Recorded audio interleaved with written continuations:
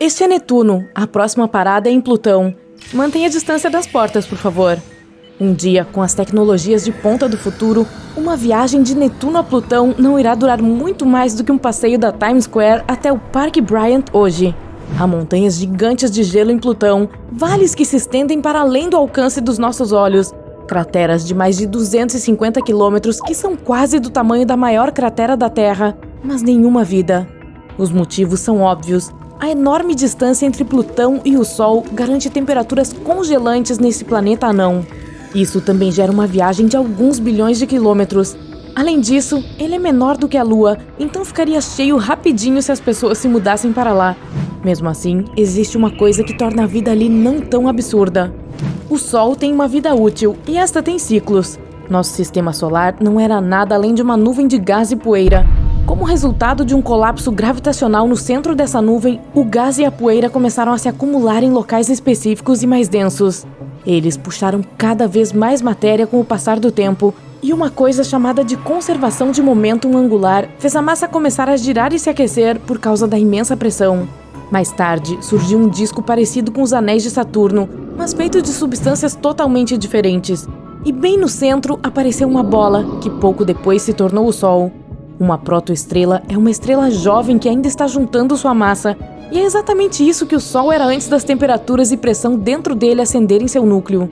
Milhões de anos depois, ele se tornou o Sol que conhecemos hoje, mas não ficará assim por muito tempo. Ele se aquecerá ainda mais e em algum momento do futuro se tornará maior e mais denso, se transformando em uma gigante vermelha. Um dia, o Sol pode se tornar grande o suficiente para engolir Vênus e Mercúrio, e é bem provável que faça o mesmo com o nosso planeta. Mesmo que não devore a Terra, ele pode chegar perto o suficiente para encostar em nós. Se isso acontecesse, a vida por aqui seria extinta de vez.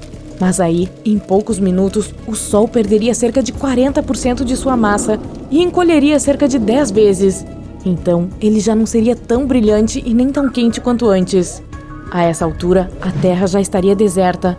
As pessoas poderiam querer viajar pelo espaço ou se instalar em outro planeta onde a vida seja possível, como o exoplaneta Kepler-62f, que é ainda maior do que aqui. Enquanto tudo isso acontecesse, Plutão estaria mudando. Antes, todos os recursos estavam congelados dentro dele. Água, gases como metano, monóxido de carbono e muitos outros. Mas enquanto o Sol estivesse alcançando o pico de sua luminosidade, Plutão estaria se aquecendo aos poucos e perdendo muito do que tem para a vastidão do espaço. Ao mesmo tempo, uma atmosfera se formaria. Se ela ficasse espessa o suficiente, criaria condições favoráveis à vida. Aí, em vez de espaçonaves, uma minúscula porcentagem de nós conseguiria criar colônias no planeta anão.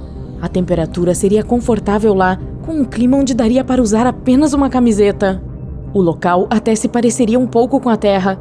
Cânions cheios de água, campos intermináveis com árvores, muito espaço para correr e fontes de água potável no chão, boas o suficiente para beber. As rotações de Plutão são diferentes das da Terra. Um dia terrestre dura 24 horas e às vezes ainda parece que não vai terminar nunca. Mas em Plutão, esse período é de 153 horas, pois ele está bem distante do Sol. Após muitas horas sem dormir, ficamos cansados e nossos olhos ficam vermelhos. Isso significa que teríamos que tirar vários cochilos durante o dia em Plutão. Um ano em Plutão equivale a 248 na Terra. A menos que possamos inventar algum tipo de tecnologia para viver tanto, nossa vida duraria menos de 6 meses no planeta anão. Então, as casas por lá precisariam ser equipadas com câmaras de criogenia. Sempre que você sentisse vontade de dormir por um bom tempo, bastaria pular para dentro dela e só acordaria 50 dias plutônicos depois.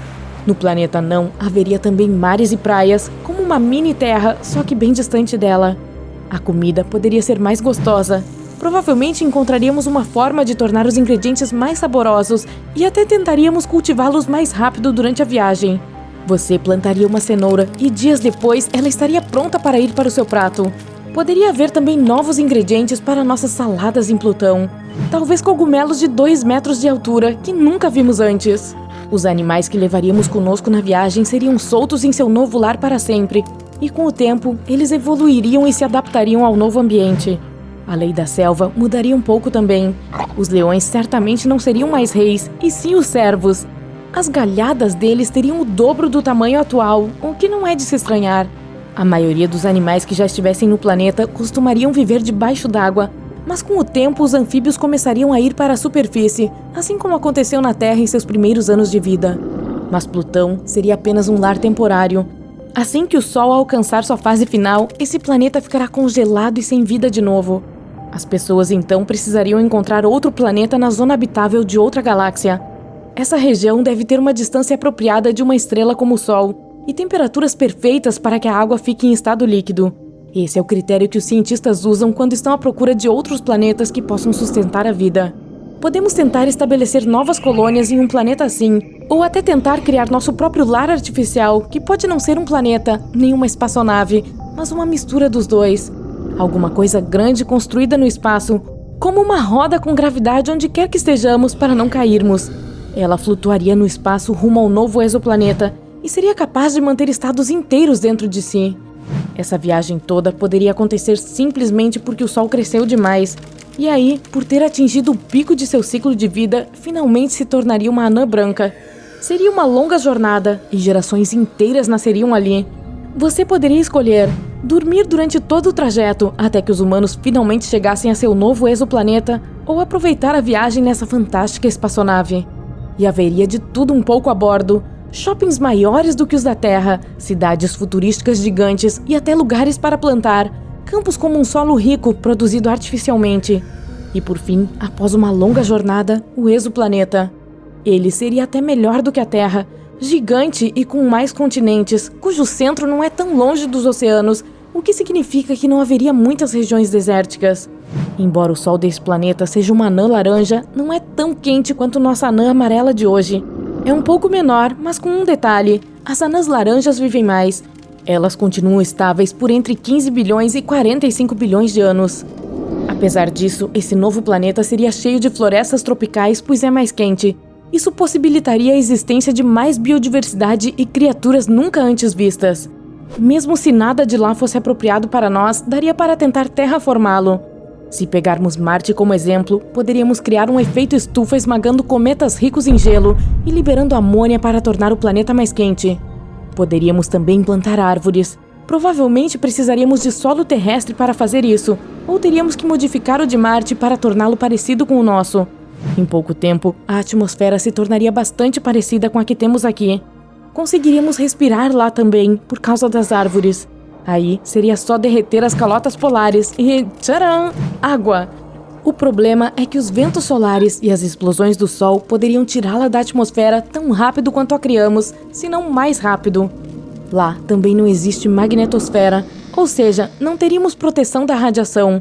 Então, a longo prazo, Marte não seria uma boa escolha. Talvez, na vastidão do espaço sideral, haja outro planeta, perfeito, à nossa espera.